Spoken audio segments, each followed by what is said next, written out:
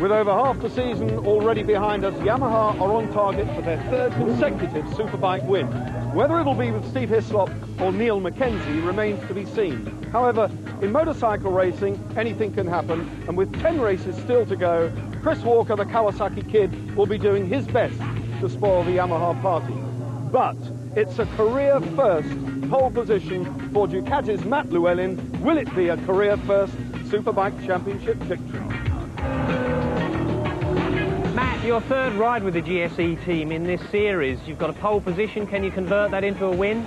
Yeah, that's what I'm here for today. You know, I had a real good time practice yesterday and Friday. I just feel that the bike's working really well. I feel really at home on the bike now and just doing all that I can do on it and try and get a win and definitely on the podium. But the other teams have all raised their game. Kawasaki's Chris Walker may be injured, but he's still flying.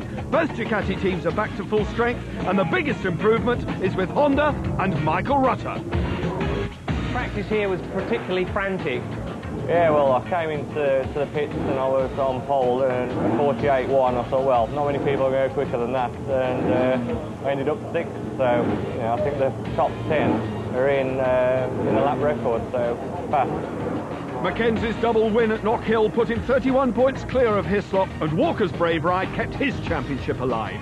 The Suzukis are 4th and 5th, but this week it's Hayden's turn to be injured. Llewellyn on that pole position, a stunning second place for Chris Walker with the bad knee, the Yamaha's 3rd and 4th. Second row for Michael Rutter, Troy Bayliss the Australian, and Sean Emmett on yet another Ducati. Third row for John Reynolds, there's Hayden with the injured shoulder, muscle and ligaments, alongside him Terry Reimer. 25 laps of Mallory Park, the shortest circuit on the domestic scene. The lights go to green, and it's a very quick sprint down to the very, very fast right-hander of Gerrard's Bend, and it's the black-helmeted yellow Ducati, number 32 of Troy Bayliss, grabbing the lead. A red Ducati has gone with him. It looked as though that might have been Sean Emmett, number 5. It is indeed Emmett in 2nd, Chris Walker, number 2, in 3rd. Matt Llewellyn, the pole position man on the 2nd of the yellow bikes, is in 4th. 32 Bayliss leads. Underneath Bayliss goes Sean Emmett. Ducati 1st, Ducati 2nd. Bayliss fighting back. It's frantic stuff, and the race, Steve, is only just underway. It is only just underway, but watch that man, Chris Walker. Walker goes through into 2nd at the hairpin. There's Hayden. We're on board with Hayden with an injured shoulder on the Suzuki. Nearly ran into the back of his teammate Terry Reimer in front of him. Through the bus stop in 2nd gear. You've got to be very diligent here with the throttle because there was 150 horsepower in 2nd gear and the bike's leant over.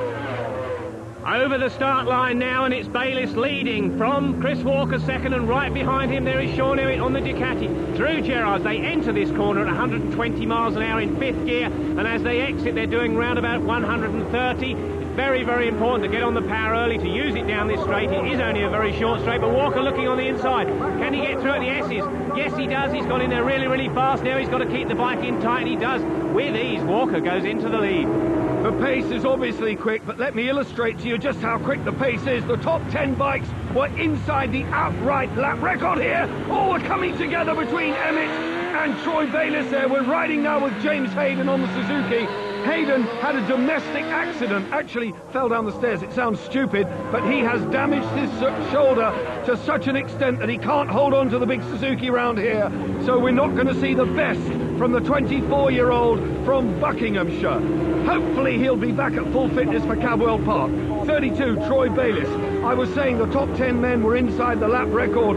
48.2, the outright lap record held by Jason Vincent on a Grand Prix 500 round here, and these superbikes were inside it. Unbelievably quick. There's Mackenzie. Mackenzie going alongside number 43, Matt Llewellyn, number 1, the championship leader. Mackenzie. Bayliss has been passed by Llewellyn as well. Brilliant formation team riding by the GSE yellow men on the yellow bikes. Chris Walker! Oh dear me, Chris Walker has got a shattered kneecap. Has he? I only hope he hasn't aggravated that injury. The marshals run to help him. Coming out of the bus stop chicane, the Kawasaki got all crossed up. Walker was over the tank. We're on board with Hayden. And Steve, that was really dramatic as through goes Max Vincent, Jason Vincent's brother, ahead now of James Hayden, who clearly is suffering. Chris is just coming out of the bus stop section in second gear. He opens the throttle a little too hard, loses grip, and it bucks him up in the air. He was lucky actually to fall down on top of the bike and not underneath it. That was a very nasty accident. I hope we see him out in the second race. Meanwhile, number 5 here, Sean Emmett, who still has that arm injury, is leading the race. Whether he can sustain this pace, I don't really know. On board now with Rutter. We're coming out of the Gerrards corner. 5th gear. You hear that Honda now revving up to 14,500 revs. He sticks it into 5th before he slams it back down 2 gears into the S's as he went past McPherson, who looked to be slowing on the Kawasaki, so we'll keep an eye on that, but we're still on board with Rutter as he brakes and he goes all the way down. 4th gear, 3rd gear, right into 1st gear for this very, very slow hairpin. On the inside, Mackenzie is not averse to giving the odd shove where it's needed. He nudged Troy Bayliss. Ian McPherson, a retirement. Oh, Ian, your season just goes from bad to worse, but if it's any consolation, we know you can do it.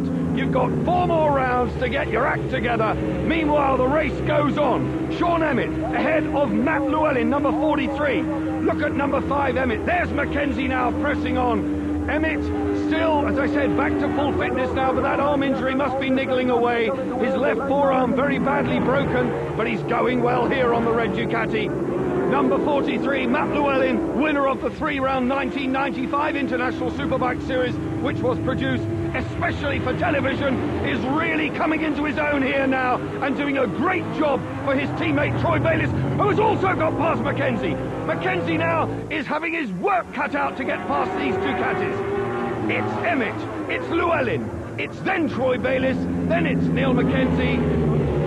Neil Mackenzie, never discount that man, because he says he doesn't like the circuit, but he's always fast here. He won here last year, and keep an eye on him. So at the moment, he's trailing Troy Bayliss. Bayliss on the twin-cylinder Ducati. Mackenzie, remember, on the 4-cylinder Yamaha, inline 4-cylinder Yamaha, as he looks around the outside as they go into the S's. So Emmett still leading as they come up towards this heavy braking area at the hairpin, and it's right the way down through the gearbox into bottom gear. Llewellyn looking on the inside there, 32 behind him, Troy Bayliss out.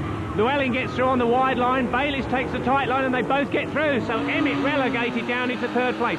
Back on board with a Honda of Michael Rutter. There's fluid or something on the windshield there. It's not raining. What is that? That will be a little disconcerting for Michael Rutter as he comes across the start and finish line to start this lap. Ducati 1st, 2nd and 3rd, and this is a sight to gladden the heart of Daryl Healy, who runs that yellow squad, because Ducati have said that for the 1999 season there will be full factory spec bikes for one British team only. Similarly, Ben Atkins, who runs Remy Racing, Sean Emmett, the number 5, that's his rider. He'll be anxiously looking for a good result here, because obviously he would love those works bikes. Who wouldn't? Look at Mackenzie alongside Sean Emmett, going on the outside of the hairpin. Is he going to make it stick? The 2 yellow bikes. Bayliss, number 32, just nudges Mackenzie wide, but it's Llewellyn in front, justifying the pole position. There's Michael Rutter, Steve, with even more moisture on the perspex. Yeah, there's something coming out. It's either the fuel overflow breather or it's brake fluid or water, but it won't be particularly nice because that is on the inside of the windshield, and it's also going to be on Michael Rutter's visor. There we see Bayliss go in. As they went into Gerrard's corner, they go down 1 gear into 5th gear. Bayliss shot through into the lead. We're back on board with Rutter, and as I said, that fluid is not helping our pictures, but it's certainly not helping Michael Rutter's confidence, but he's passing as he goes down the inside, coming out of Gerrard's of Sean Emmett. So that was using the Honda power as they came out of the corner. Rutter got good grip and got through there. Mackenzie up into 2nd now for a man who doesn't like the circuit. He looked for the lead. He goes on the outside there, but it doesn't normally work. I don't think that's going to work for you this time, Neil, and it hasn't done. It almost let number 43, Matt Llewellyn, through. We're back on board with Michael Rutter again now, whose vision is becoming increasingly impaired as the race goes on. Mackenzie, the filling in the Ducati sandwich. Troy Bayliss leads number 32. Mackenzie going for the lead on the inside at Gerrard's. Will he? No, he won't. Bayliss is a very competent rider. We've seen just how hard the Australian is. He's out there in front. Llewellyn is still there in 3rd place. Mackenzie, though, shadowing. He came here 31 points clear of Steve Hislop, who is now languishing down there. So there's Reimer.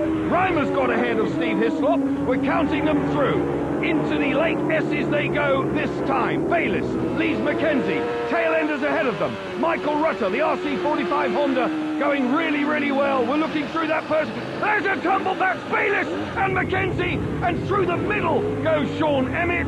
Mackenzie's got his motor running, he's kept it going. Bayliss facing the wrong way. The marshals are all at 6s and 7s. Happily, though, they get Mackenzie away. Not quite as quick for Troy Bayliss, who realises he can't get over the bike from the right-hand side. Oh, and it's all fallen apart for the Australian. His season, Steve, really, he's had some bad luck, hasn't he? Well, he looked to be certainly on the rostrum at this one. The Ducati's not an easy bike to start. The marshals are assisting. Normally they wouldn't be allowed to, but when the bike's in a dangerous place, they can help you. Here we go into the hairpin. He's just squeezed that front brake a little too hard. Neil Mackenzie had nowhere to go whatsoever, so he had to squeeze his front brake, and down they went. That probably hasn't assisted in the Scottish-Australian relationships, but nevertheless, here's our pole position sitter, number 43, Matt Llewellyn, leading now quite comfortably. He got through that crash pretty well, and behind him is another Ducati of John Reynolds, so he also got through. As you said, Steve, at the start of the programme, it's only his third ride with this team, and Matt Llewellyn would dearly love to ride for them in the 1999 season. With performances like this, there is every chance that they will get his signature on paper. The Honda of Michael Rutter. He is absolutely charging, and the visibility now is such a state, I'm surprised he can see where he's going. That's John Reynolds ahead of him, number 4, but John Reynolds must have banished all memories of his 2 horrific crashes here at Mallory Park, because it was at this point last year he went out and damaged his shoulder, and it was at this point earlier this season when he went out in the race of the year and shattered that right heel. He is in second place though behind this man. There's Reynolds, number 4. Number 3, Michael Rutter on the Honda. Is the Honda going to be quicker than the Ducati as they go into the Lake Esses? Reynolds is a wily campaigner. We're on board with the Honda now, up towards the hairpin. Now, which side is Rutter going to go? He's on the left. Where's Reynolds? He's going to stay tight. There's a hole up the middle. Has Rutter got it? He's going for it. No, he hasn't, because Reynolds just sneaks back in front. The sprint now towards the flag, round the Devil's Elbow. Adverse camber. Llewellyn will get the win. Reynolds gets second place. There's Llewellyn's father, absolutely delighted, as indeed is the man himself. Pole position, first win. What a super day in front of 12,000 people. Confirmation of Matt Llewellyn's win from John Reynolds, Michael Rutter. Terry Reimer recovered beautifully to 4th, and neither Yamaha men on the rostrum. Congratulations. You can always rely on Mallory Hairpin to sort things out. Tell us what happened. Yeah, felt real comfortable. Then Troy came by me, and then he picked the pace up a little bit, picked mine up. I really struggled to see my pitboard, to be honest. I weren't sure what lap times they were doing. And I got a quick glimpse at it. Neil came by, and I think Troy lost the front, and Neil ran up the back of him. I just got nipped on the inside, so it's real good, real pleased. He's got every right to be pleased, but it's not such good news for his teammate Bayliss.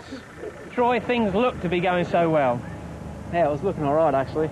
My first race here, and this is all right, being at the front, and it was really close and hard racing, and I was pushing the front quite hard into the hairpin. It's such a slow corner, and it was just once I went in maybe a little bit fast, and I just kept on squeezing the lever until I was going to go to where I normally went, and the bike just didn't do it, and I just fell over. It was really slow, and Neil couldn't miss me because he was quite close, and he just ran into the back of me, and his bike just fell over. But I'm sorry for him, but anyhow, that's the way it goes. Steve Hislop did not make the most of that advantage. He's still trailing by 30 points. Chris Walker still keeping his championship alive, and Hayden, despite the injury, still there in 5th.